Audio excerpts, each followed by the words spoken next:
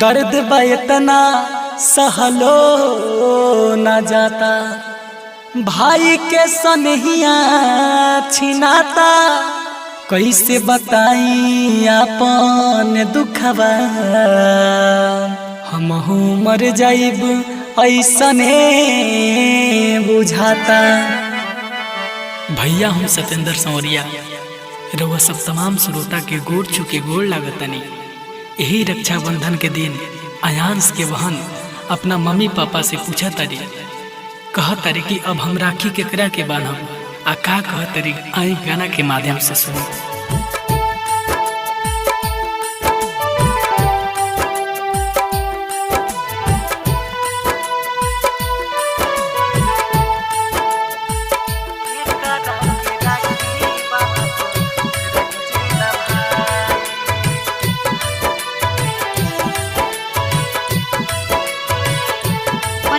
सत्येंद्र संवरिया की आवाज में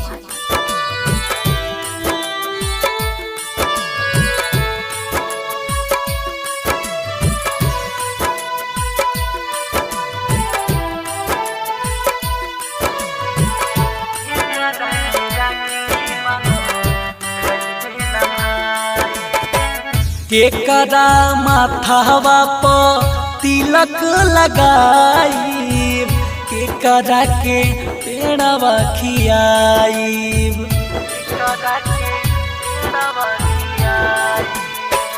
केकरा माथावा पर तिलक लगाईब, केकरा के पेड़वा खियाई।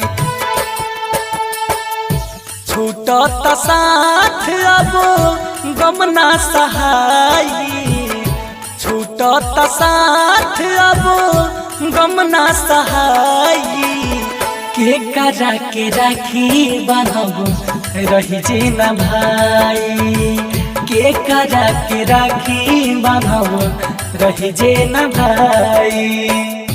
बाबू आयांश के रौरा बचाई, बाबू आयांश के रौरा बचाई, केकरा के राखी बांधब रही जे न भाई, केकरा के राखी बांधब रही जे न भाई।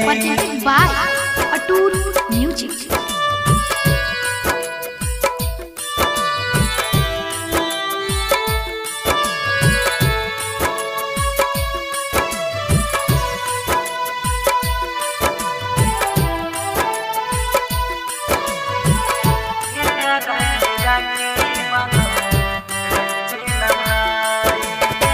सत्येंद्र संवरिया गाए सबके समझावे, राइटर राहुल गिरी बतिया बतावे।